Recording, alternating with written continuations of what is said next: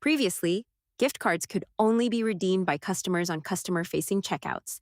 To help you provide a consistent experience and improve gift card removal, we've added redemption support for any business-collected payments. Let's learn how to do it. Head to the payments section you prefer. For this tutorial, we'll be going to the one in Contacts and clicking Charge Now. Toggle Redeem Gift Card on. Enter the gift card code, then click Apply. Click Confirm and Charge.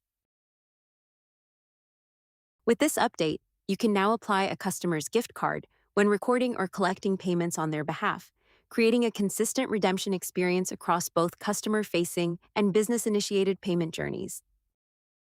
Whether you're recording a payment, charging a customer directly, or creating a subscription, you can now use the customer's available gift card balance before charging any remaining amount to their saved payment method.